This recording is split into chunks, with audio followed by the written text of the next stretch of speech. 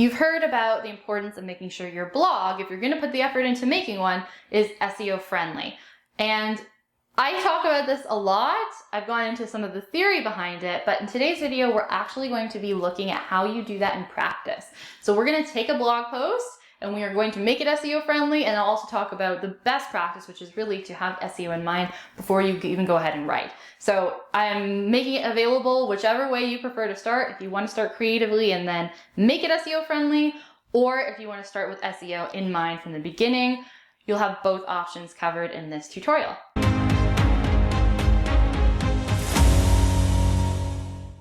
Welcome to my computer. All right, I'm going to share my screen and we are going to head to the internet. Okay, so if you haven't already, start by going to emmagivens.com/resources because I have a complimentary 10-step SEO checklist for content. It's very, very directed to blog posts. It's useful for lots of different content, but it's the most like on spot, on point for blog posts. So make sure that you've downloaded this because we're going to be following those same 10 steps. And if you print out that checklist, have it in front of you every single time you're optimizing a blog post for SEO, it's perfect for beginners because we're going to try and take it light in this video. I write SEO friendly copy, but I don't do too much SEO research myself because I have an SEO expert, thankfully. So we're going to keep it super, super light. We are going to do a little bit of research, but light research.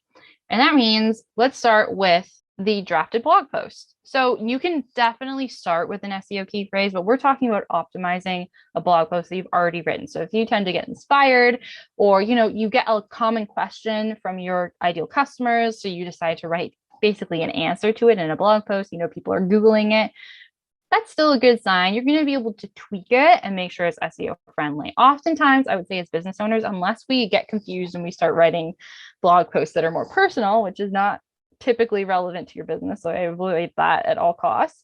You can definitely give your personal opinion, but it needs to be relevant to your business. And if it is, there's a good chance it's going to be pretty easy to tweak the way that we're going to do today for SEO purposes. So how to create a welcome email sequence in 5 steps, the topic I came up with.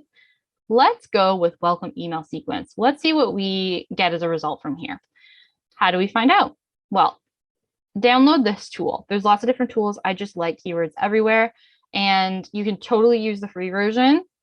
Install it for Chrome or install it for Firefox. And when you install it, so I'll show you what that page looks like just in case. So it's an extension, it's a Chrome extension. You would have a button here that says to install, and then you're going to see it up in the top right-hand corner of your Chrome browser. As long as it's on, it's going to work for you. Okay, so let's say you've installed Keywords Everywhere now. If you haven't, you might want to pause the video and come back to it in a second. And it's turned on.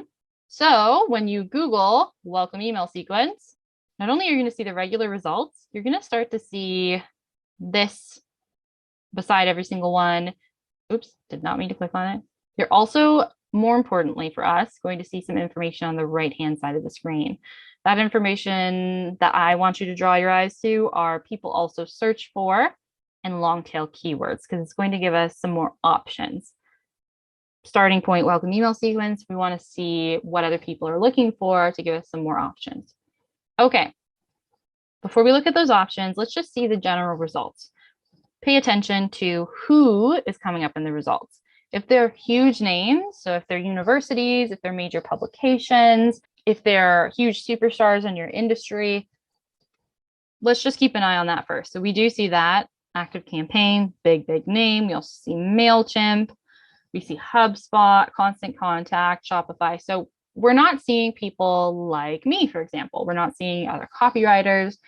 We're not seeing entrepreneurs, solopreneurs. So we want to make sure that we're starting to see 1 or 2 at least results that are more peers. And then we have a better chance of competing for the key phrase. So when it's really big names, usually it's not a specific enough key phrase. And that's why I like to look at the suggestions. So because I've already written this article, I am still looking for something that's very accurate, very reflective of the article, and that would be easy to embed, which means I'm not necessarily going to go with completely new ideas, right? So how to send welcome email to customer. my article is not about that. It's about what to write. It's not about how to do the technical side. So I'm not going to take that as an example. But what I could take as an example is how to write a welcome email sequence. A lot longer. That's why it's under the long tail keyword section. Usually there are 4 or more words if they're under long tail keywords. And that really does accurately describe what I've created. And so I should be able to adjust it. There's some other ideas here. And if you see anything that's really intriguing, people are looking for them. So maybe write them down so that you can actually write a blog post with those key phrases instead. So I see how to write a welcome email sequence. Let me click directly on it and compare what comes up. So I see a blog, very good sign. I see some big names, I do, but I've seen one normal, let's say like normal business that are in the results. And I'm not sure about this one. Yeah, that's a normal business too. So I've seen 2 normal businesses and blog results. I should be able to compete for this. So I'm going to use this key phrase, how to write a welcome email sequence. Okay, easy. Now we're going to embed it into specific parts. So here I had how to create a welcome email sequence, easy. How to write a welcome email sequence, very simple change that I can make. So I'm actually also going to add a comment here for myself so I don't forget the key phrase. So let's see. We also want, whenever possible, to put that key phrase in the first line of your blog post. It says here already, the original version. So you have an email list, but what do you do when someone joins? What do you do after someone grabs your freebie? Okay, so how can I put in how to write a welcome email sequence? So you have an email list, but what do you do when someone joins? For example, here I said you need an effective email welcome sequence. So maybe I could kind of move that answer up a little bit more. I do like what I've written here, but from an SEO perspective, it's more important that I have it higher up because if it's not performing from SEO, the only other thing I'm relying on is promotion, like telling people on Instagram to read the blog post. And so if no one's reading it anyway, it doesn't matter how beautifully written it is, right? So I'm going to make some sacrifices. I'm going to make some changes. So you have an email list, but what do you do when someone joins? I could say, but an adjustment. How do you write a welcome email sequence? Those aren't very important words, so I don't worry about them too much, right? Like you've got the whole sequence, or sorry, you've got the whole key phrase in here, and I'm just adding the word you. It's not taking away, like it's not breaking it up too much. Most of it is all together. So sometimes I don't worry about stuff like that. It will still pop up in results. So for example, actually, if we go back over to Google, we see here even as well, welcome email series and sequence. It's still coming up for how to write a welcome email sequence, even though it's not exactly in the right order. So I will play around sometimes with key phrases, especially when they're how to. There's only so many times you can actually say how to over and over and over again in an article. So this is actually a really good example of here's a tweak where we're maintaining the integrity of most of the key phrase, but it's tweaked. So you have an email list, but how do you write a welcome email sequence? You've heard you need to after someone grabs your freebie. That's something I could do. You could change it more, but we're just going to use this as an example. And then that means I'm going to take this. So you have an email list, but how do you write a welcome email sequence? You've heard you need to after someone grabs your freebie. How do you turn that person into someone who knows, likes, trusts, and buy from you? You have to offer them value and warm them up. It could be as simple as in today's blog post, you'll learn the step-by-step, well, the exact steps, learn to write a welcome email sequence. So here, I'll connect it back to my title. In today's blog post, you'll learn the exact 5 steps to write a welcome email sequence. That does the job, right? So you can play with it a little bit. That's a great example. And then what we need to do at this point is let's check the SEO checklist. So I'm going to go into, remember, emmagivens.com/resources if you haven't already gotten it. Put your key phrase in the very first sentence. Now put your key phrase in at least one heading and one subheading if you use any, which you should. So headings and subheadings, basically delivering the freebie / welcome email sequence we're really going to adjust the key phrase here. We're going to say welcome sequence email number 1. So the words are in there, but they're a little bit mixed up. But what you need to do is, and your blog platform will let you do this as well, mark it as a header. So you can only use header 1 once maximum, but then you can use header 2 and header 3 a whole bunch. So figure out what makes the most sense as heading number 1, and then make sure you've actually clicked on it and designated it, right? And then go through and see where else you can put it. Share a short version of your origin story.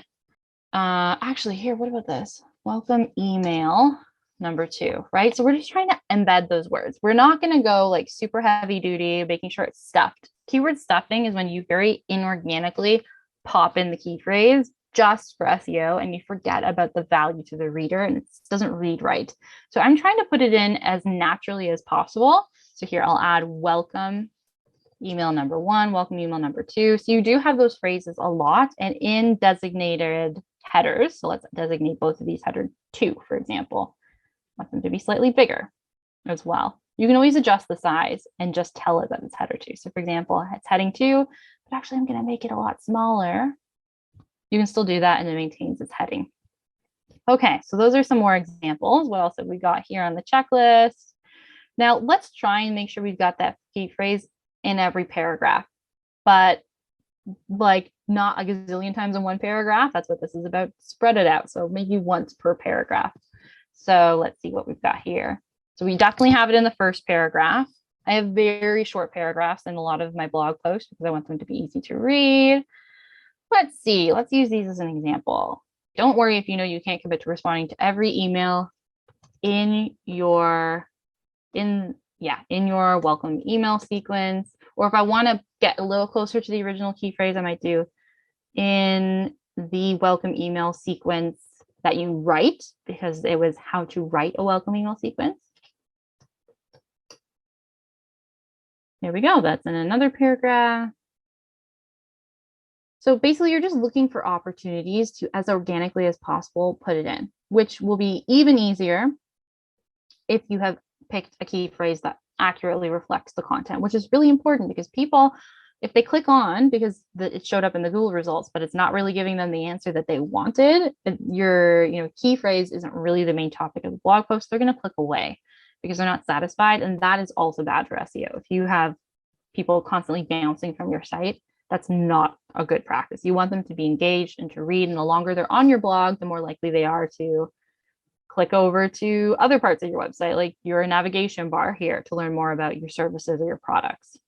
Okay, so let's see what else we've got here. Include at least one internal link and one external link, right? Okay, so where can I link to a past blog post or to a service I offer? That's an internal link. It's to something on my existing website. Have I already put one in? No, it doesn't look like it. What I did do was when I was preparing this originally, I had, where is it? Yeah, here we go. My writing coaching clients. So I kind of have an opportunity here. So if you plug something, a service, pop this in as a hyperlink, right? So I could go to my website, grab the services page, all services. Just want to make sure I've got the exact right URL and then include that as a hyperlink. There we go. You got an internal link. So now we need an external link. So you just don't want to send people to a competitor. Send them to something else that is reinforcing, but it's not really going to take them away from you as their expert.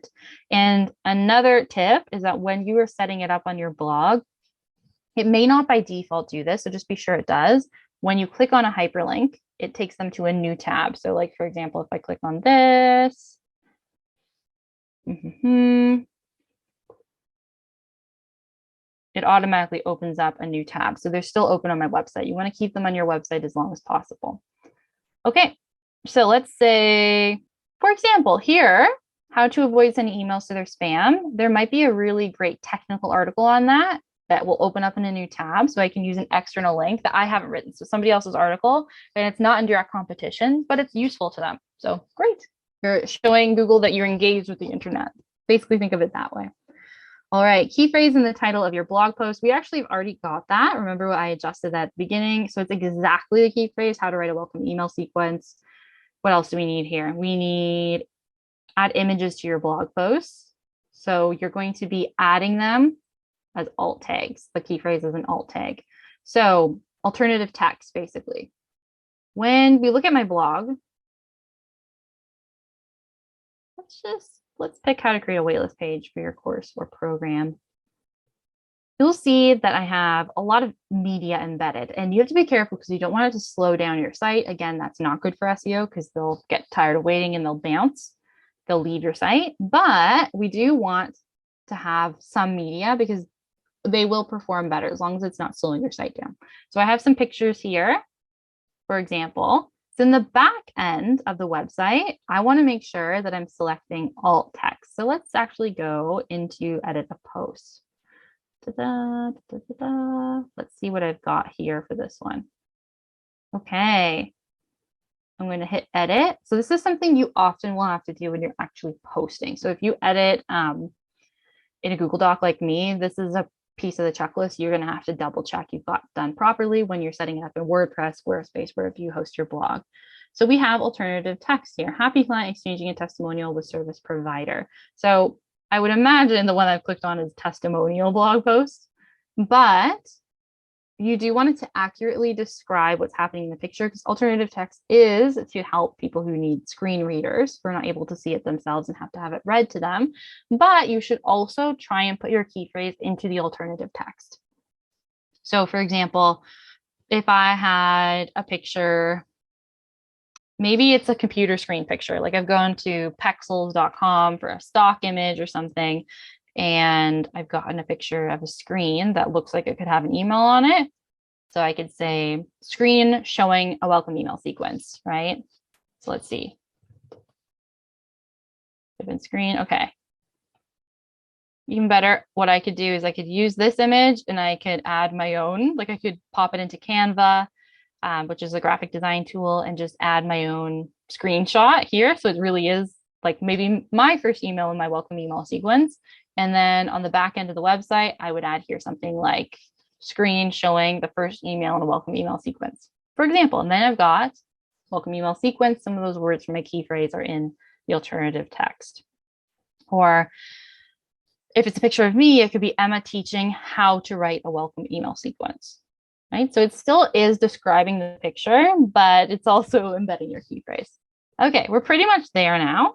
So the last thing is also something you're probably going to want to wait to do until you're in the blog itself, the back end of the blog. You can do it in advance, but I just tend to wait. Now, this is slightly different now. Our back end looks very different than it did even a couple of weeks ago because we just relaunched the site. But do you see this text that usually comes up in Google results? That is your meta description. So for example, oh, here we are. We were Googling, right?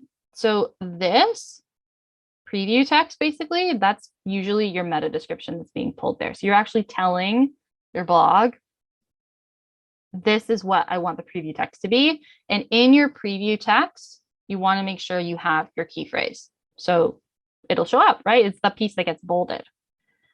So it looks a little bit different on everybody's back end of the site. Like mine currently looks like this. Like I said, it's still WordPress, but it looked totally different a couple of weeks ago. So I can't necessarily show you exactly where to put it. But basically here right now, this one, because it's in draft mode, it's still saying to show just a post excerpt. And what I really want to do is I actually want to type out my preview text. So what I recommend in this is don't start from scratch, right? Like we already adjusted the very first sentence here. So you have an email list, but how do you write a welcome email sequence? I could grab this because it's very, very short. Maybe these 2 lines. And sometimes you can grab something from the conclusion. This conclusion I don't think is really super helpful. So I might just grab these 2 lines. Maybe that's my preview text. And I've got the key phrase in there. So it kind of gives them a preview of what the article is about, but it also has a key phrase for an SEO benefit. And having a defined meta description is helpful too. It's much better to actually give a meta description to the back end of your website than to just have it pull a post excerpt.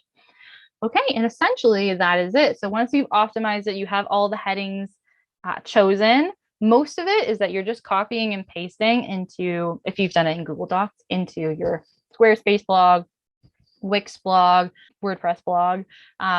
You're probably going to add the alt text to your photos on Squarespace, WordPress, Wix, etc. And you're probably going to type up the meta description there as well. You can always type it up in advance. For example, you can put it up here and just copy and paste it, but I tend to wait because I'm just copying and pasting. And there you go. So as you can see, it feels like quite a few steps. It's 10 steps, but you start to memorize it. And I mostly just refer to this just as a reminder, or if I haven't written a blog post in a while, if I've gotten out of the practice. So I highly recommend that you download this because it's totally complimentary and it gives you all 10 steps with a little bit more context as well. And you can always revisit this video if you want to see someone walk through it and actually make some of those changes and to give examples of how to embed a key phrase after you've already written the blog post. Okay, I think that's enough for now. So you may very well have clarifying questions. I would be more than happy to answer them. Please share them in the comments below. Or if you just took this and ran with it and you already have a blog post up that has been SEO optimized according to the steps I shared with you today, pop that blog post link in below. Give us a little bit of, maybe share with us your meta description so we know what it's about. It's a preview. And then put the link in so that way we can go check it out and support you as well. I'll see you in a second. So make sure you've downloaded our 10-step SEO checklist for content. The link is in the description box below. And if, I'm going to put this out there too, if this seems like something that's going to take you time that you don't have because you're already successful, you're in your zone of genius, you've started to build a team and you're starting to outsource to experts, then this is something that we actually do as a branded copywriting and content marketing boutique. Emma Gibbons Content and Copy, same name as the YouTube channel. So what we can do is everything from the SEO research through to the writing and SEO optimizations and even posting for you. So all of that with your brand voice in mind because we are a branded copywriting and content marketing boutique. I would really encourage you to explore that option. You'll also have a link in the description box below to our services page, and you can always book a call with me and we can talk about how we can make that work for you. Thank you so much for joining me today. Please make sure that you hit the subscribe button and the notification bell so you never miss a video. We have new videos every single week. And if you haven't checked it out already, you can also go to the podcast version, Emma Gibbons Content and Copy, and take these episodes with you on the go. New episodes drop every Monday and the link will be in the description box below as well. All right, make sure you like this video. And if you want to stick around, we're going to be suggesting some other options for videos that you can watch now. Otherwise, I will see you next Thursday. Bye.